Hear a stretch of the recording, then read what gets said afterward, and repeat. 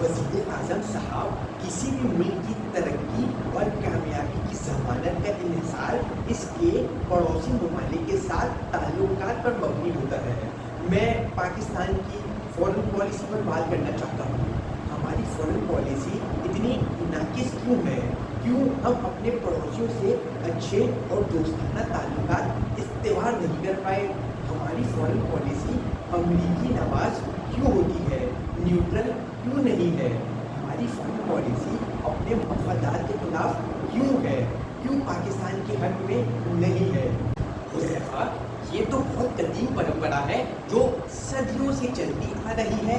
इसका बीज हमारे बुजुर्गों ने बोया था और फल जो जायके में कड़वा और सेहत के एतबार से नुकसानदेह है हम खा रहे हैं। साथ साथ इस दरख्त की जो अब एक कद आवर जिसामत इख्तियार कर गया है, इसकी परवरिश और देखभाल भी हम ही कर रहे हैं। और ये तो जानी मानी बात है कि जो जिसका खाए वो उसके गुण गाए। हमें ईरान से सस्ता तेल और गैस मिल सकती है, इससे हम अपनी आवाम को बड़ा रिलीफ भी दे सकते हैं, लेकिन हमने कदम नहीं उठाना क्योंकि हमने अमेरिका को नाराज़ हरगिज़ नहीं करना।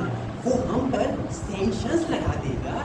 इसी डर और खौफ की वजह से हम अपने पड़ोसी ममालिक से कभी बना कर नहीं रख पाए।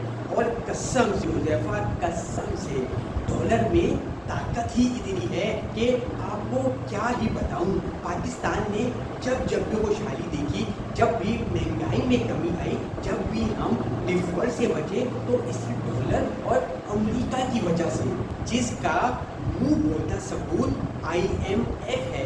हकीकत में अमेरिका हमारा आमिल, मुर्शद और डॉलर हमारा तावीज़ है, जिसने हर मुश्किल हालात में हमारा साथ देकर हमारी किस्मत, हमारा नसीब और हमारा वक्त बदल डाला। और हमने ज़्यादा कुछ नहीं करना होता, बस उनकी हाँ में हाँ मिलानी होती है। इनके जायज़ नाजायज़, सही गलत, अच्छे बुरे हर काम को सख्त अंजाम देना होता है। उन्हें अपने हवाई अड्डे फराहम करने होते हैं कि वो दूसरे ममालिक की जासूसी कर सकें, दहशतगर्दों के ठिकानों को निशाना बना सकें, चाहे इसमें मासूम और निहत्ती जानों का भी नुकसान क्यों न हो जाए। This is not our concern. फिर हम शिकवा करते हैं कि ये अफ़गानिस्तान हमसे क्यों खफा रहता है, क्यों वहाँ से दहशतगर्दी होती है, क्यों वो हमारे साथ मज़ाकरात पर आमादा नहीं होता, क्यों हम पर हमला करता है, क्यों हमारे बलूची भाई बगावत की राह पर चल पड़ते हैं। हमने वॉर अगेंस्ट टेरर में नेटो के लिए अपनी सरहद खोल दी कि आओ भाई अफ़गानिस्तान में खून की होली खेलो। अफ़गानिस्तान में दहशतगर्दों के नाम पर बच्चों, औरतों और बुज़ुर्गों को ढूंढ डालो, उनके घर उजाड़ने, उनको उनके अपनों से जुदा करने, उनकी जन्नत को जहन्नुम बनाने में एक अहम किरदार हमारा भी था।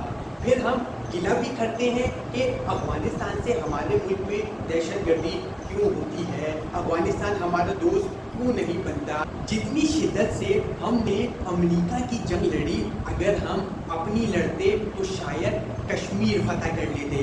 जनाब, पड़ोसियों की बात तो दूर की है, हम तो अपने भी वफादार नहीं। ये दहशतगर्दी, जिहादी तंजीमें, मजहबी जमातें हमारी अपनी ही पैदावार हैं कि जिनका खमियाजा हम आज तक भुगत रहे हैं।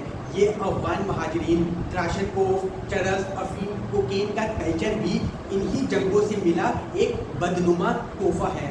फिर भी ये गिला है हमसे कि हम वफादार नहीं, हम वफादार नहीं तो तू भी तो दिलदार नहीं।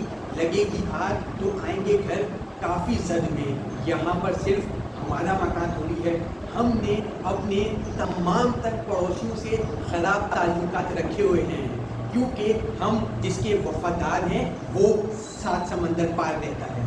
दरअसल अमेरिका का दिया हुआ डिक्टेशन ही हमारी फॉरेन पॉलिसी है। हम जानते हैं कि अमेरिका किसी का खैर ख्वाह और दोस्त नहीं। अमेरिका नॉन प्रोलिफरेशन ट्रीटी का हामी है, जबकि अमेरिका समेत ज़्यादातर नेटो ममालिक एटमी क़ुव्वत रखते हैं। अमेरिका अपने बजट का एक बड़ा हिस्सा अपनी एटमी क़ुव्वत को बढ़ाने में लगाता है। جبکہ وہ ہیروشیما اور ناگاساکی کی تباہی دیکھ چکا ہے، لیکن امریکہ کو ایران کے ری پروسیسنگ پلانٹ سے تکلیف ہے جسے امریکہ کبھی مکمل نہ ہونے دینا چاہتا ہے۔ اسی مسئلے کی وجہ سے ایران آج تک امریکی پابندیوں کا سامنا کر رہا ہے، لیکن گھٹنے ٹیکنے کو تیار نہیں۔ ایسی ہوتی ہے خوددار قومیں۔ ویپن آف ماس ڈسٹرکشن کا الزام لگا کر عراق پر جنگ مسلط کر دی گئی، عراق کا نقشہ بدل دیا گیا، لیکن ایک مہلک ہتھیار بھی وہاں سے برآمد نہ ہوا۔ کیمیکل اور بایولوجیکل ویپن تو صرف ایک بہانہ تھا، اصل مقصد تو صدام کو راستے سے ہٹانا تھا۔ اسی طرح 9/11 کا بہانہ بنا کر افغانستان پر چڑھائی مار دی گئی اور 20 سالوں میں اس ملک کو ریگستان قبرستان میں تبدیل کر دیا گیا۔ عرب اسپرنگ کے نام پر پورے عرب کا نقشہ اور نظام تبدیل کر دیا گیا، اور تصویر کا دوسرا رخ یہ ہے کہ غزہ پر اسرائیل بایولوجیکل اور کیمیکل ویپن یوز کر رہا ہے، وہاں پر خون کی ہولی کھیلی جا رہی ہے، لیکن امریکہ اسرائیل کے ساتھ کھڑا ہے، مکمل حمایت کر رہا ہے۔ تمام تر ہیومن رائٹس کے اداروں کی زبان کاٹ کر ہونٹ سی دیے گئے ہیں۔